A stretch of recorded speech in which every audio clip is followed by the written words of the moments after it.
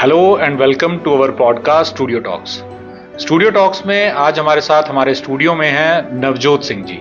नवजोत सिंह जी एक social activist हैं और आज हमारे साथ वो चर्चा करेंगे जिला में किस प्रकार से, कठुआ डिस्ट्रिक्ट में किस प्रकार से खनन माफिया जो है ऑपरेट कर रहा है, इसके क्या नुकसान हो सकते हैं और किस प्रकार और क्यों इतना इंपॉर्टेंट है कि खनन को, जो माइनिंग है, उसे रेगुलेट किया जाए। सबसे पहले तो मैं आमंत्रण करता हूं और स्वागत करता हूं हमारे स्टूडियो में नवजोत सिंह जी का। बहुत बहुत धन्यवाद भैया, थैंक यू, शुक्रिया। और मैं तो अपनी बात यही शुरू करूंगा सबसे पहले कि मैं तो मुबारकबाद देना चाहता हूं दिल से कि किसी ने इस विषय पर बात करने की भी सोची, क्योंकि ये बड़ा सीरियस मैटर है। मैं समझता हूं कि इस पे चर्चा जिस लेवल पे होनी चाहिए उस पे नहीं हो रही, तो इसीलिए मैं आपको मुबारकबाद देना चाहता हूं, क्योंकि इसके साथ मैं समझता हूं कि किसानों का हित जुड़ा हुआ है और सभी लोग, सभी आम लोग जो प्रकृति के साथ जुड़े हुए हैं, चाहे वो जीवित प्राणी जितने भी हैं, वनस्पति है, इंसान है, सारे सबको ताजा साफ हवा चाहिए, पेड़ पौधे चाहिए। और खनन के जरिए मैं समझता हूं कि कुदरत को चैलेंज किया जा रहा है। मैं नवजोत जी आपका ना ध्यान, अभी मैं कुछ पिक्चर्स दिखाऊंगा आपको। ये पिक्चर्स आप देखिए, ये सैटेलाइट इमेजेस हैं और कुछ इसमें हमारे पास वीडियोस भी हैं। इनमें साफ दिखाया गया है कि किस प्रकार रावी का जो पूरा जो स्ट्रक्चर है ना, वो छलनी कर दिया हुआ है। बड़े बड़े खड्डे बन गए हुए हैं और क्या कहते हैं उसमें, ऑब्वियसली जहां पर पानी इकट्ठा हो रहा है ना। और कुछ आपने माइनिंग के लेटेस्ट वो भी देखे हैं कि जो सरफेस लेवल है उससे माइनिंग करते करते कितना ही डाउन चला गया, सामने देख रहा हूं। बिल्कुल। और आज ही कुछ लोगों का ये वहां पर उन्होंने रावी दरिया में उन्होंने जाके वहां पर बयान भी दिया था कि माइनिंग के कारण ना जो अंडरग्राउंड वाटर लेवल है वो बहुत डाउन चला गया है। अब मेरी जो मेन डिस्कशन का ये कारण है कि नवजोत जी, डिपार्टमेंट भी बना हुआ है, सभी को पता है कि माइनिंग डिपार्टमेंट भी है, ठीक है। जो हमने जब डीएमओ साहब से बात की थी, उन्होंने कहा था कि माइनिंग जो है वो बंद है या रेगुलेटेड है, पर ये किस टाइप का बंद है? दिन दहाड़े हर एरिया, कठुआ का कोई ऐसा रोड नहीं है जहां से भर कर माइनिंग की गाड़ियां नहीं जा रही, और नुकसान इसका इतना ज्यादा है पर कोई भरपाई करने के लिए, सुनने के लिए तैयार ही नहीं है। देखिए, बिल्कुल सही है, जैसे आपने मुझे दिखाया यहाँ पे स्क्रीन पे कि किस प्रकार से जो उसका लेवल है कितना गहरा कर दिया गया है।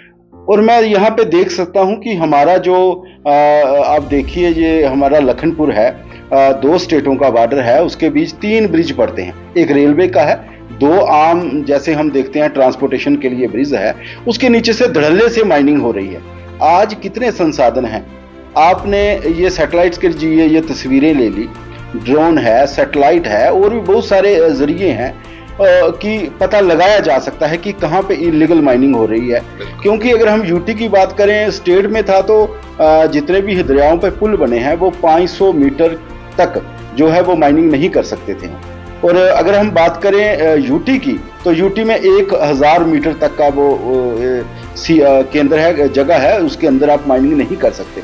लेकिन यहाँ पे साफ दिख रहा है किस प्रकार पुलों के पास से मिट्टी को हटाया जा रहा है और कितना बड़ा भयंकर नुकसान हो सकता है। और दूसरा, जितनी इसकी गहराई होगी, बिल्कुल सही बात है, उतना प्रेशर पहाड़ों पे पड़ेगा।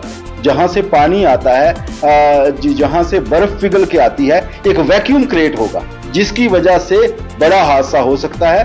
पहाड़ों पे रह रहे लोगों की जान खतरे में है, नीचे बाढ़ भी आ सकती है, धोखा भी पड़ सकता है। ये आपने सिद्धू जी सुना भी होगा यहाँ पे कि रामबन में परनोट, जी बिल्कुल, और डोडा का नई बस्ती, यहाँ पर लैंड सब्सिडेंस के सिंक होल्स के केसेस ऑलरेडी आ चुके हैं। बिल्कुल, ठीक है। और आए दिन आप देख रहे हैं कहीं ना कोई पहाड़ी बरसात में खिसक जाती है, ठीक है। परंतु ये प्राकृतिक आपदाएं इतनी बड़ी आ रही हैं, उसके बावजूद भी रेगुलेशन के लिए कहीं कुछ भी नहीं, बिल्कुल नहीं है। खाना पूर्ति के लिए हम देखते हैं कि थोड़ा सा प्रेशर मेंटेन होता है जी, हमारी नजर है माइनिंग बंद है। लेकिन मैं देखता हूं हमारा पंडोरी है, कई बार वहां बॉर्डर रोड से आना जाना होता है। मैं कहता हूं कि इतनी आजकल चीलें तो खत्म ही होगी। क्यों खत्म होगी चीलें? दरियाओं में चीलों को बैठते हुए हम देखते थे, क्योंकि वो कुदरत का नियम था, वो सफाई कर्मचारी हैं कुदरत के। लेकिन कुदरत को इतना चैलेंज कर दिया, जहां हजारों चीलें होती थी, अब चीलें तो बेचारा जिंदा रह नहीं सकती इस वातावरण में। वहां चीलों की जगह मैं देख रहा हूं कि हैवी मशीनरी, जेसीपीज, ओकलैंड और भी पता नहीं बड़ी आजकल लेटेस्ट यहाँ पे मशीनरी आई, चीलों की तरह मंडरा रही है। और दरियाओं की छाती से जितने भी खनिज पदार्थ हैं, जितना भी कुदरत का जो मैं समझता हूं कि नेमत है और जो कुदरत के तरीके से चलती रहे तो पूरी दुनिया के लिए वो बेहतर है। लेकिन जब इंसान उसे अपने स्वार्थ के लिए इस्तेमाल करेगा, और बदकिस्मती ये है कि वहीं पास नगरी थाना है, कोट पुनू चौकी है, सब कुछ है। पता नहीं क्यों प्रशासन ने संदीप जी आंखें मूंदी हुई हैं। और नीचे चलो पाकिस्तान की बात, पिछले दिनों मैंने देखा कि वहां दिखा रहे थे पिछली बरसात में कि पाकिस्तान के गांव में इतना नुकसान हो गया। चलो वो पड़ोसी हैं, उनकी बात बाद में करेंगे, लेकिन सबसे पहले हमें ये देखते हैं कि उज पुल, राजबाग उज की बात करें, ये पंडोरी भी उज पे ही है। उज की बात करूं, उज पे अभी क्या किया जा रहा है लेटेस्ट, अभी मैं आपके स्टूडियो में आ रहा था तो मेरे दिमाग में बात आई, मैंने उज पुल पे गाड़ी लगा के जब देखा कि उज पुल के पिलर भर रहे हैं, वहीं 50-100 मीटर से उठा के जो यहाँ की जो कंपनी है वहीं से माल उठा के वहीं डाल रही है। अब ये कंपनियां भी इतनी बड़ी बड़ी हैं कि इनके ऊपर तो कोई सरकारी अफसर कुछ कर ही नहीं सकता है। इतनी बड़ी बड़ी कंपनियां जिन्होंने इतने बड़े बड़े टेंडर्स दिए, सरकारी अफसर कर नहीं सकता, कोई इनके खिलाफ बोल नहीं सकता, तो फिर होगा क्या? नुकसान किसका हो रहा है? बाहर से कंपनियां आज यहाँ पे हैं, कल हरियाणा में चले जाएंगी, लेकिन हमारे लोगों के लिए ये सिंक होल, जो मौत के सिंक होल हैं, वो बना के चले जाएंगी। और हमारा जो पूरा इकोसिस्टम है उसको चैलेंज करके, उसको नाश्ता नबूद करके ये लोग चले जाएंगे। बड़ी, मैं तो लोगों को कहना चाहता हूँ संदीप जी कि अपने आसपास अगर इस प्रकार का आप देखते हो कोई हो रहा है तो देखिए, ये तो बड़ा मैं समझता हूं दुर्भाग्यपूर्ण है कि हम देख के भी नहीं बोलते। अब सिद्धू जी इसमें ये है कि हमने भी ना, और प्रेस ने कहीं कोई कसर छोड़ी नहीं है, बहुत सारे डेपुटेशंस भी कवर किए, एजिटेशंस भी कवर हुई हैं, आए दिन कोई ना कोई शिकायत है, जो टिप्पर चल रहे हैं उनकी भी, माइनिंग की भी, पर सब आके ना अब अल्टीमेटली लेथार्जिक हो गए हैं कि होता ही कुछ नहीं है। कितनी कंप्लेंट करेंगे आप? बिल्कुल सही बात कही है। वो कोई पंजाबी का एक शायर है, मुझे उसकी चंद लाइनें याद आ गई। वो कहता है कि कहां छुपा के रखूं अपने हिस्से की ईमानदारी, कहां छुपा के रखूं अपने हिस्से की ईमानदारी, जहां देखता हूं वहां एक बेईमान खड़ा है, खेतों में बिल्डर, माइनर, सड़कों पे किसान खड़ा। सही बात है, बिल्कुल। देखिए ऐसे हालात आज जो देश का तंत्र है, जो सरकारें हैं, जो प्रशासन है, उसकी वजह से माफ करना ऐसे हालात बन चुके हैं कि जिसको खेतों में होना चाहिए, जो खेतों के बेटे हैं, जो जमीन के मैं समझता हूं छाती से उपजाऊ अनाज उगा के इस देश को जिंदा रखने के लिए, इस देश को ताकत देने के लिए काम कर रहे हैं, वो लोग आज धरने पर बैठे हैं। आपने देखा पंजाब, हरियाणा, दिल्ली, यूपी बॉर्डर पर किसान बैठा है। किस लिए?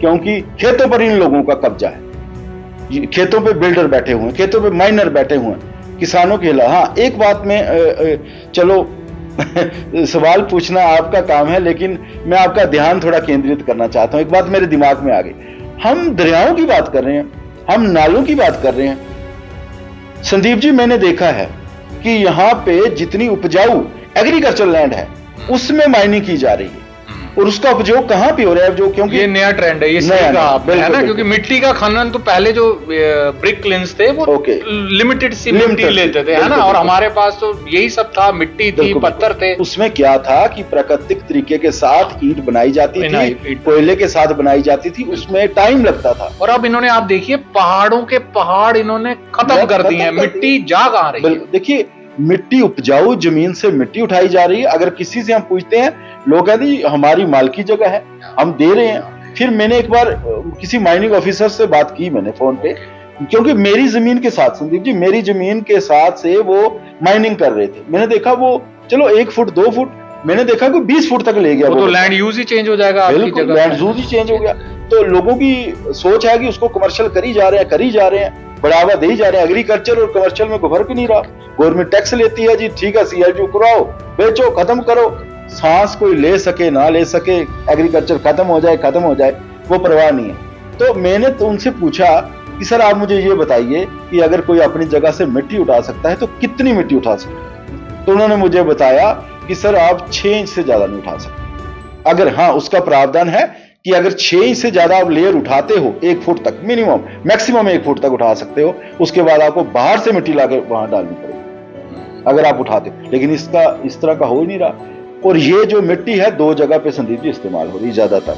सबसे पहले हो रही है जो ईंट भट्ठे वाले लोग हैं, ब्रिक बनाते हैं, वो लोग इस्तेमाल करते हैं। और दूसरा जो हमारी चिकनी मिट्टी हमारे एरिया की, मैं बात करूं नीचे वाले एरिया की, तो वो मिट्टी यहाँ सीमेंट में इस्तेमाल हो रही है। ओके, सीमेंट फैक्ट्रियों में धड़ल्ले से मिट्टी जा रही है और सीमेंट में इसको मिट्टी को मिक्स किया जाता है और ये बनाया जा रहा है। मैं समझता हूं कि इतने प्राकृतिक तरीके के साथ पहाड़ों को बिल्कुल प्लेन किया जा रहा है। और उन पहाड़ों में सिर्फ मिट्टी नहीं है संदीप जी, उन पहाड़ों में पेड़ हैं, उन पेड़ों में रहने वाले पक्षी हैं, पूरा इकोसिस्टम है ना, जिसे हम इकोसिस्टम उसको चैलेंज किया जा रहा है कि अगर कुदरत को चैलेंज करेंगे फिर कुदरत हमें बख्शेगी नहीं। और वही सिंक होल की जो आप बात कर रहे हो, तो फिर कुदरत ने ये गिफ्ट तो हमें दे नहीं है, ये बात है।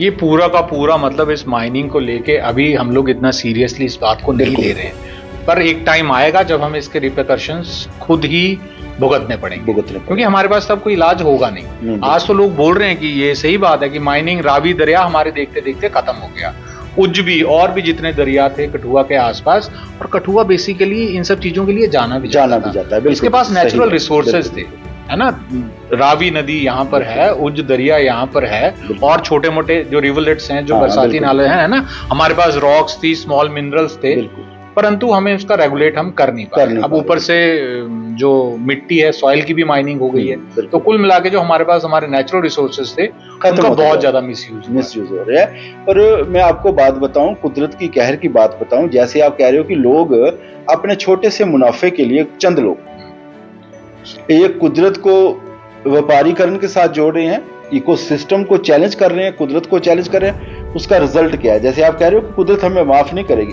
पिछले साल और उससे पिछले साल मैंने वो तांडव देखा है। ओके, छब्बेचक गांव पड़ता है, राजबाग मडीन तहसील में ये गांव है छब्बेचक, और शायद मेरे ख्याल से हरियाचक पंचायत में आता है। आप संदीप जी, डीसी साहब ने वहां को 4 दौरे किए, आप जाके देखिए वहां पे हुआ क्या। उज्ज दरिया ने क्या किया, गलत माइनिंग की वजह से, इलीगल माइनिंग की वजह से दरिया ने अपना रुख ही मोड़ दिया। उसने लोगों की तरफ, जैसे कोई दुखी होकर अटैक नहीं करता, जैसे किसी चीज को हम तंग करते अप्राकृतिक तरीके के साथ छेड़खानी करते हैं, वो पूरा दरिया इधर आ गया। और संदीप जी, मैंने सिमटेड मकान, पक्के मकान बहते हुए देखे, और तब मैंने कानों को हाथ लगाया कि कुदरत जो है, इसके साथ छेड़खानी यदि हम करेंगे तो कुदरत हमें बख्शेगी नहीं। ये बताएगी कि मैंने सब कुछ बसाया है, मैं तबाह भी कर सकती हूं, और इसके पीछे चंद लोगों का स्वार्थ है। और जिन लोगों के मकान बहे, गरीब लोग हैं बेचारे, दिहाड़ीदार लोग हैं बेचारे, गुज्जर तकबे के लोग हैं, भैंसे उनमें जान है, गायें, गौ माता, गोवंश कितना उसमें बह गया मैं बता नहीं सकता, दर्दनाक है। बकरियां, भेड़ें, लोगों की संपत्ति बह गई, किसी ने कुछ नहीं किया। मुआवजा मिला नहीं मिला मुझे नहीं पता। जिस मिट्टी पे इतनी सब्जी उगती थी, गन्ना लगा हुआ था वहां, गन्ना लगा हुआ था, और इतने इतने बड़े पत्थर वहां पे आ गए। अब हो गया ना, लैंड यूज पूरा चेंज हो गया ना, चेंज हो गया। जो उपजाऊ जमीन थी वो अब बंजर हो गई। वही बात बताना चाहता हूं आपको।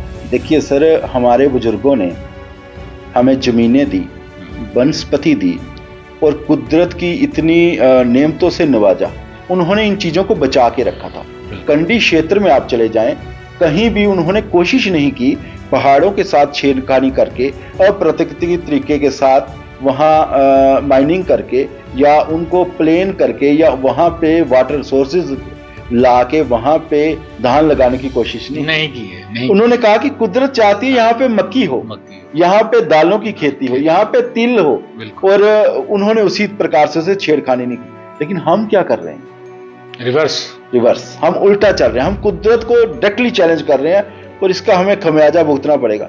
अफसोस के साथ कहना पड़ रहा है कि जिन लोगों की ड्यूटी है लोगों को समझाना, जिन लोगों का ये काम है कि लोगों को बताना कि प्रकृति को किस प्रकार से रखना है और इसके साथ कैसे चलना है, जो लोग इसकी सुरक्षा के लिए तैनात किए गए हैं, वही लोग बाढ़ खेत को खा रही है। तो हम क्या करेंगे बताइए? और छोटे छोटे स्वार्थों की वजह से मैं समझता हूं कि हजारों लोगों की जान खतरे में है, हजार वनस्पति तबाह कर दी गई है, हमारा वन्य जीवन जितना है तहस नहस होता जा रहा है, इंडस्ट्री यहाँ पे लाई जा रही है।